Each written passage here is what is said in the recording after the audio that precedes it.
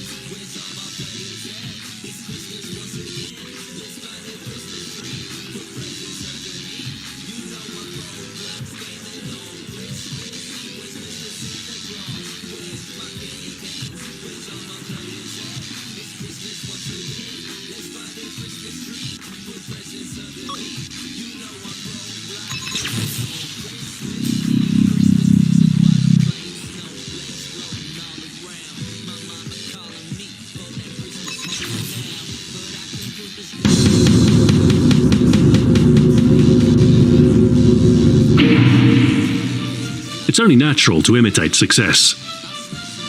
Throughout video game history, there are countless examples of clones, shameless mimics that ride aboard the coattails of others.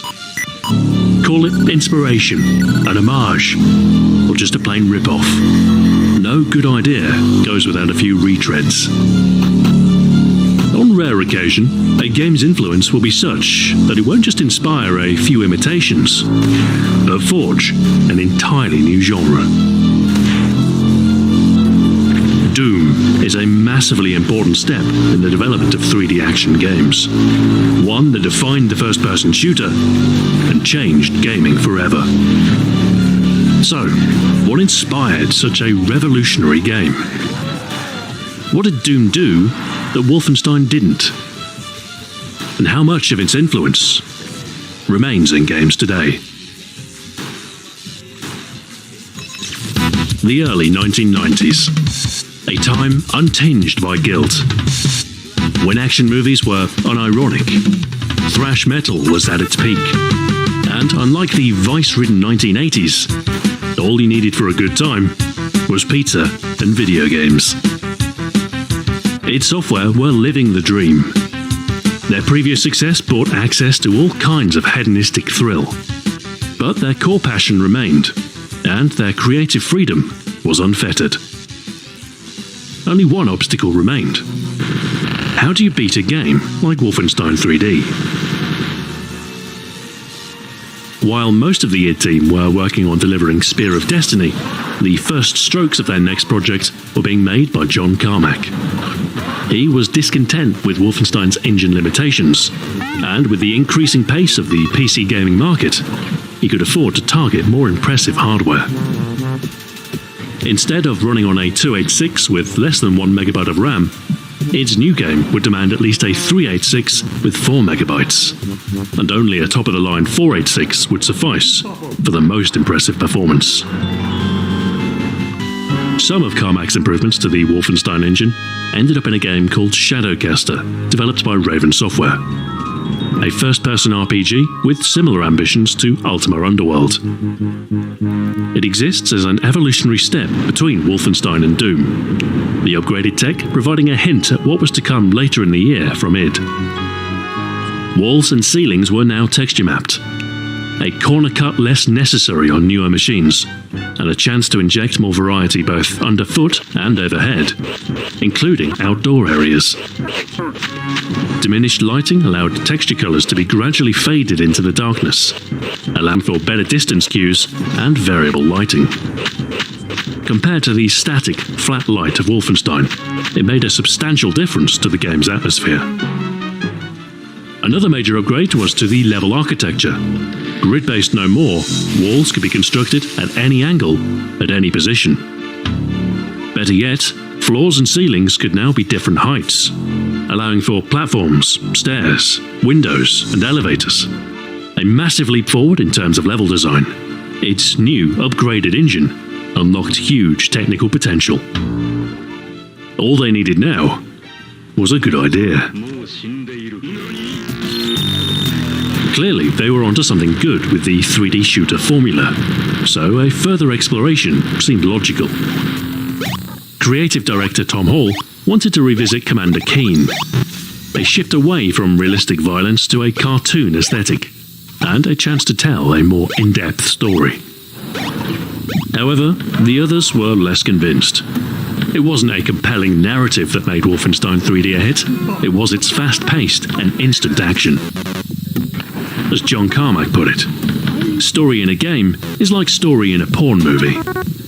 It's expected to be there, but it's not that important. It was the era of the self-assured action hero, with a hefty arsenal of bombastic one-liners. Yippee-ki-yay, hasta la vista. This is my boomstick.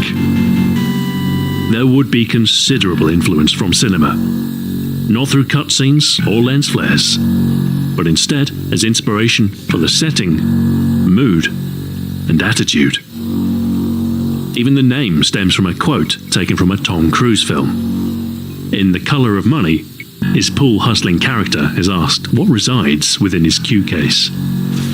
With a cocky smile, and pause for effect, he retorts, "In here." Doom. Doom's cybernetic heart beats with the rhythm of science fiction. Future soldiers, high-tech weaponry, and isolated installations on a far-flung world. The Alien films are a key influence, to the point where Doom was originally planned as a licensed tie-in, although this idea was ditched in order to retain more creative freedom. Still, there's no shortage of parallel elements. The grizzled space marines sent in to investigate an anomaly of unknown origin. The interstellar conglomerates operating at the frontier of human exploration. And questionable ethics that unleash dark, dangerous secrets. The Alien films and Doom also share a common visual inspiration: the disturbing surreality of H.R. Giger. His Necronomicon defined the terrifying look of alien xenomorph and inspired countless nightmares. Giger's only official contribution to video games was a graphical adventure called Dark Seed and its sequel, but his work's overall influence is far broader. fearful symmetry amidst an uncomfortable place. Somewhere between sex and death, demons and machines. It's this blend that provides the key aesthetic for Doom. A fusion of metallic sci-fi with fleshy hellspawn. The satanic influences originate from id's Dungeons & Dragons sessions, where, at the climax of a lengthy campaign, the entire planet was overrun with demons. No longer constrained by the grid-based stone walls of Wolfenstein, its imagination could run riot, an indulgence of pure, twisted fantasy. A departure from a loose historical basis, from Heil Hitler to Hail Satan. Id have never been particularly afraid of controversial subjects. Still, the devil has all the best tunes, and a game like Doom needed a killer soundtrack. It didn't have to look too far for inspiration. The tunes playing on their office stereo would provide ample material.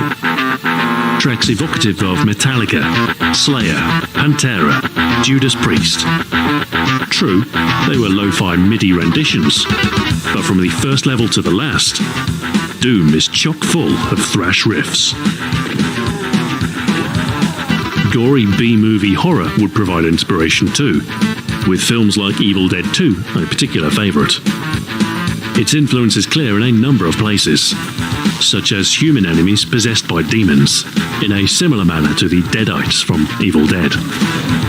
The chainsaw and later addition of a double-barreled shotgun are taken straight from the film, and the gory, blood-soaked action that ensues is only natural.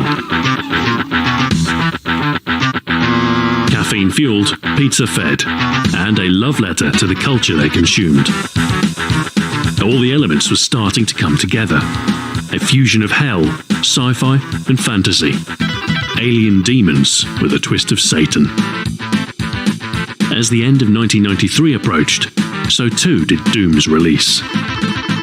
Anticipation was sky high, with anxious fans following development through newsgroups and BBS. Confident, it declared that their next game would be Wolfenstein times a million. The hype was real, but could they deliver? Doom's myriad influences ought to make for a crowded mess of ideas, but in the absence of explanation, it works. Here's a shocker. No more questions. Just get out there and shoot some demons on Mars. Like with Wolfenstein, very little time is wasted. Action is instant, and you're flung into combat straight from the first beat. The level choreography is very similar too. You spawn, weapon in hand, fight through room after room of enemies, and make your way to the exit. Again, levels are episodically grouped, each culminating in a boss fight. The original release comprised 3 such episodes. Knee Deep in the Dead was the first, an introduction to the Mars base on Phobos, and the incursion of Hellspawn into its metallic sci-fi interiors. The second takes you to Deimos, the shores of hell. A descent into dire...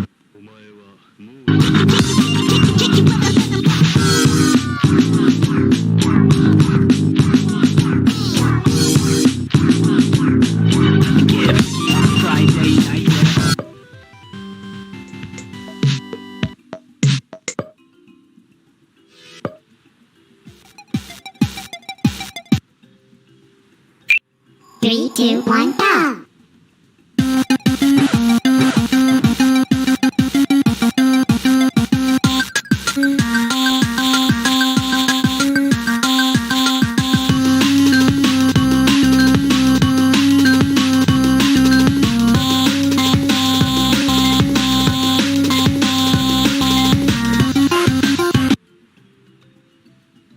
Diabolical madness, and a border between the human and demon domains.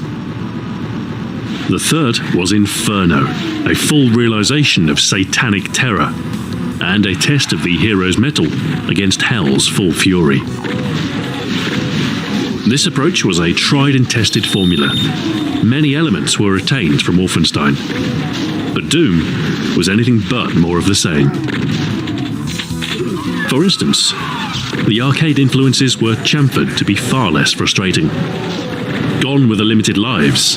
Death was now but a pause, with tougher levels repeatable until cracked.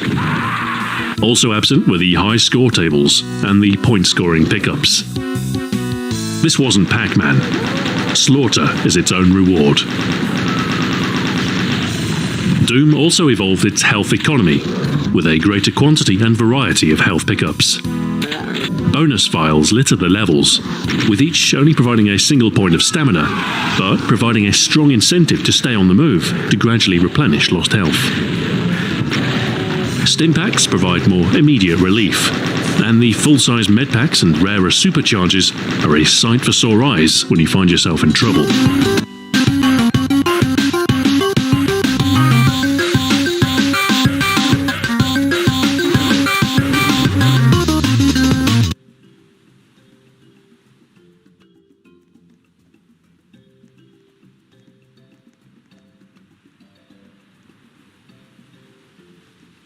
Three, two, one, go!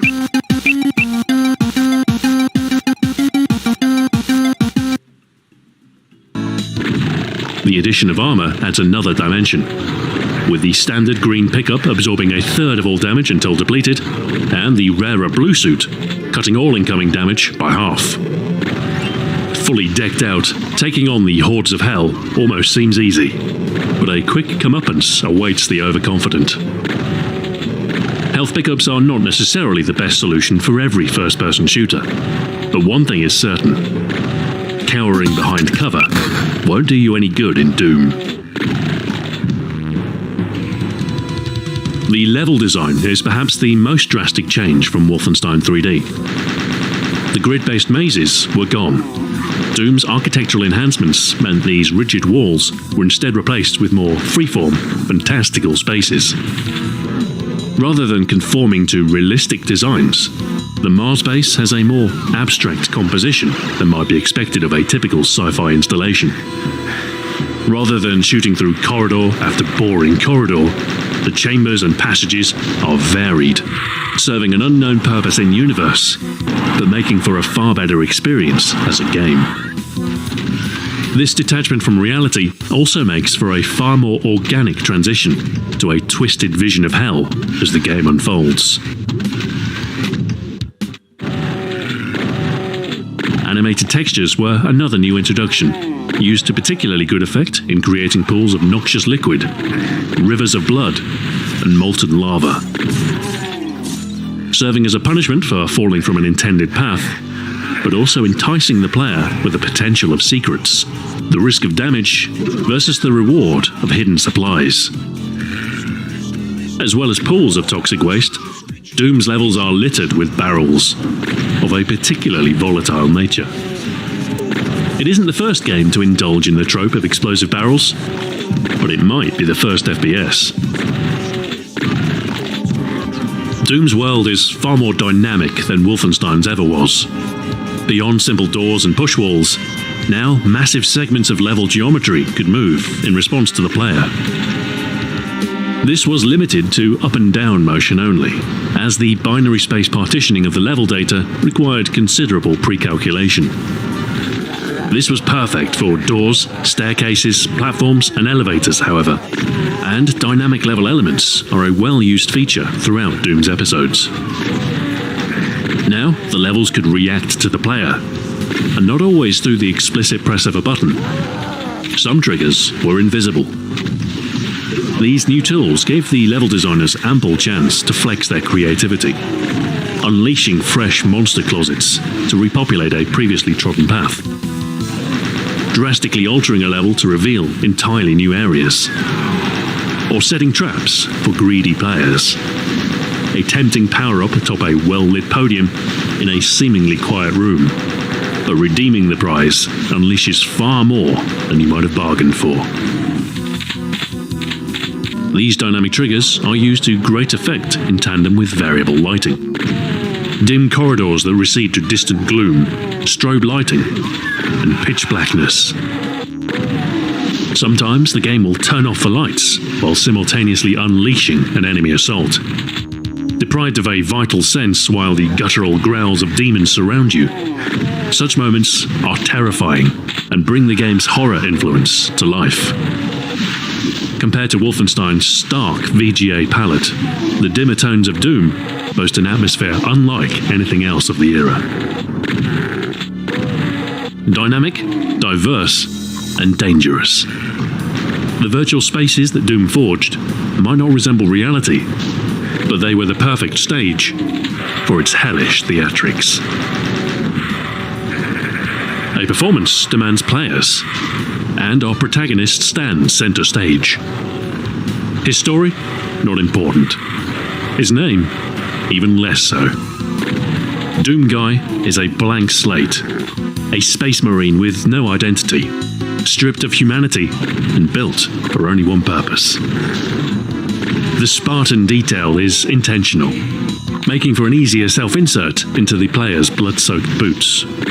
And in any case, the real stars of the show were the hero's supporting cast.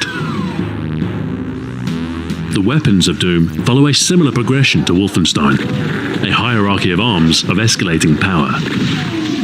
However, there were far more to choose from, defining the classic FPS tradition of a single soldier lugging an impractical arsenal of several heavy weapons. The introduction of different ammunition types adds a new complexity to gameplay, with ammo availability shaping weapon use.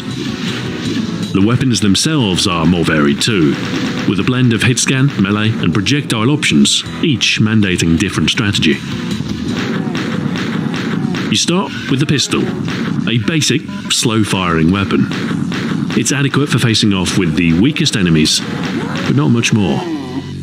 Still, it's better than nothing. Should you run out of ammunition, you'll have to rely on your bare fists to fight, and punching demons can be a dangerous proposition. The Berserk power-up can even the odds a little, multiplying your melee power by a factor of 10, a force capable of turning the basic enemies into a thin red paste. Equally visceral is the chainsaw, an alternate option that rips and tears through flesh in a particularly satisfying way. Getting up close and personal can be dangerous, however, so you'll spend most of your time using the more powerful ranged options.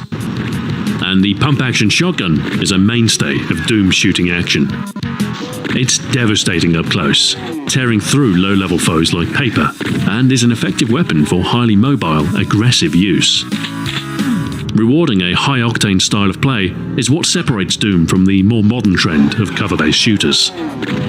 Instead of cowering in the shadows, waiting for a red screen to fade, Doom's action is unrelenting, brutal, and bloody good fun.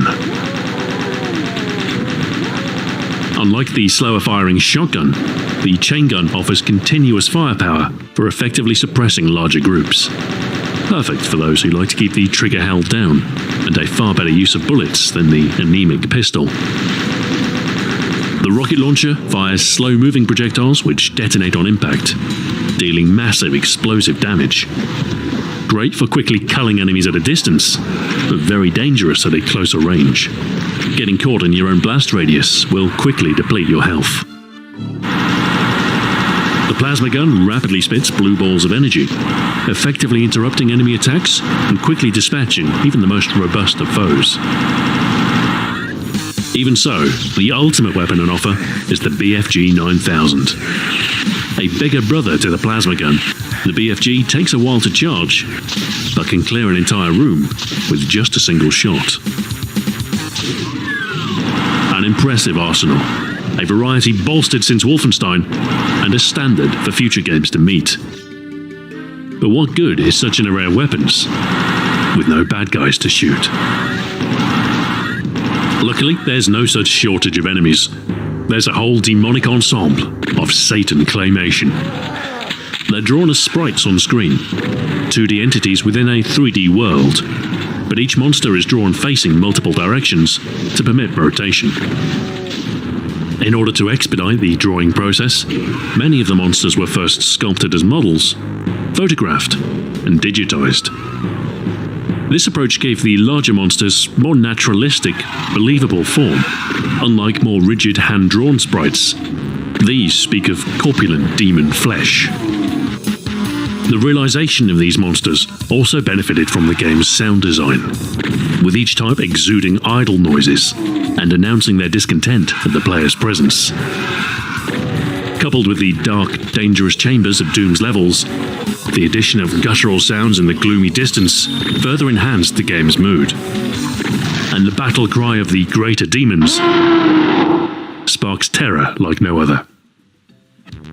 The lowliest of Hell's minions are the human opponents, possessed by some unseen demon force. The first encounter and a common sight throughout the first episode. Some wield machine guns, others shotguns. Both provide easy kills and a steady supply of ammunition. The brown imps fling fireballs from a distance and tear flesh up close. They're tougher than humans, but their attacks are easy to dodge, and they still succumb to a single shotgun blast. The pink demons are much tougher. Sinewy walls of flesh that lack a ranged attack, but make up for it with a fervor for consuming thy flesh. Worse still, some such demons are not pink, but invisible. Spectres that are hard to see in the best of conditions, and an unseen menace in darker spaces.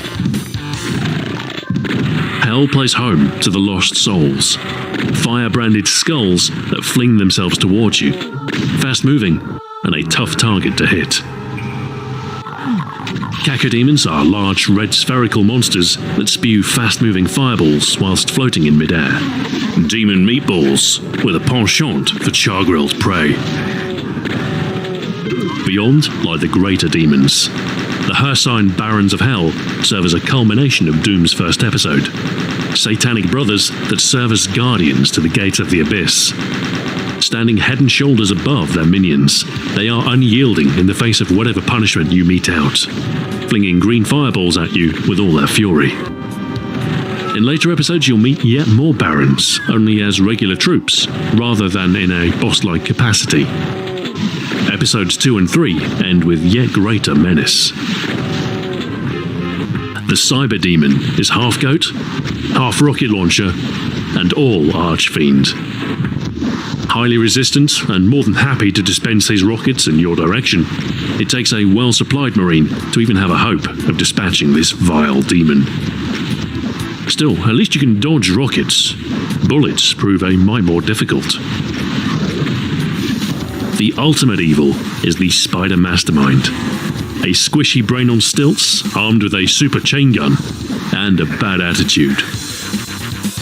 Its instantly landing attack will quickly kill anyone foolish enough to stand in the open. Firing from cover, your best hope for success. Enough firepower, and even the most vile of Hell's denizens will be reduced to a puddle of blood, guts, and brains.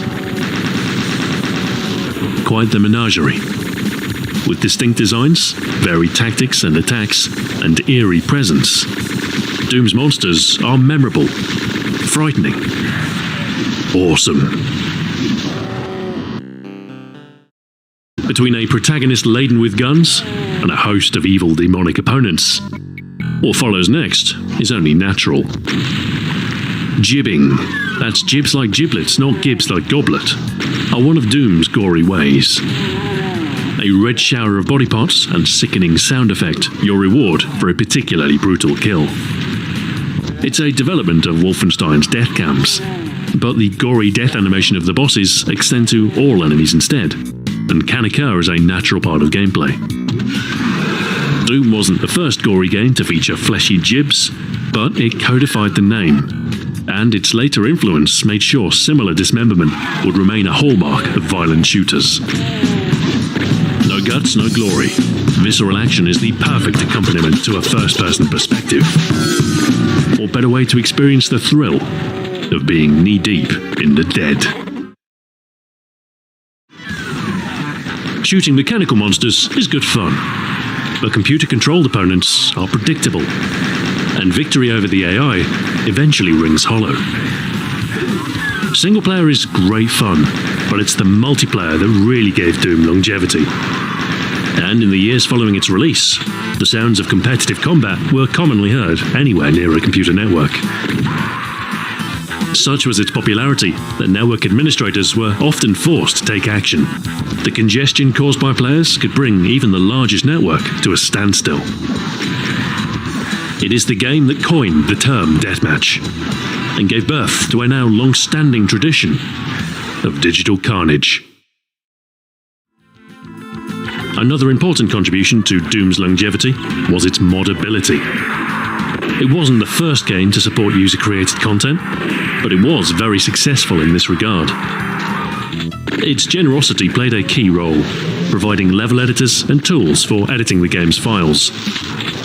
Content creators were able to make new levels, add new graphics and sound, all with relative ease. These mods were packaged in convenient files called WADs, an acronym for Where's All the Data? A single file easily distributed, and containing anything from minor tweaks to a full-blown total conversion. The most popular WADs drew from pop culture, with locations, characters, graphics, and sound bites gratuitously taken from film and TV. Others indulged in more original work, with imagination unfettered and the keys to Doom's creation. With the dawn of the internet, there was no shortage of enthusiastic talent keen to share their skills. The right game at the right time, Doom led to a burgeoning modding community and forged a tradition that endures today. Groundbreaking technology, an atmospheric and scary setting, fast-paced and addictive gameplay, frantic multiplayer deathmatch, and fully moddable to boot. Truly a complete package. And the first episode was free. An offer like that.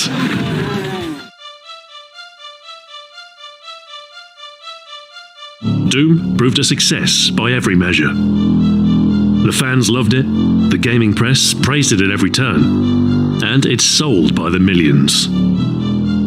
It repeated the shareware success story of Wolfenstein. With the first episode available for free, copies of the game spread like wildfire, with an estimated 10 million installations.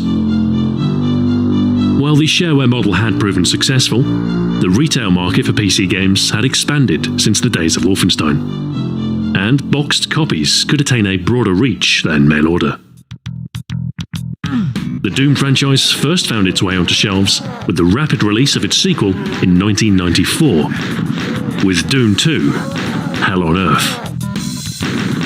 It was not a major change from the original shareware release, retaining the same engine and overall format, but it came with an all-new set of levels, enemies, graphics, and an extra weapon. The Super Shotgun is a defining difference between Doom and Doom 2, boasting double the barrels and nearly triple the damage. It provides an extension of the shotgun's usefulness, with even more close-range power. And while it fires more slowly than the pump action, the ability to take out crowds of enemies with a single spray of buckshot is quite satisfying. A host of new enemies await your wrath, complementing Doom's original set and providing new challenges and hazards. A new human enemy, the chain gun guy, is amongst the first you'll meet. A little tougher than his brothers, and a lot meaner. The Hell Knights are lesser barons of hell, weaker than their superiors, but still very much a threat. The spooky rocket-launching skeletons are known as the Revenants, a clattering assembly of shrieking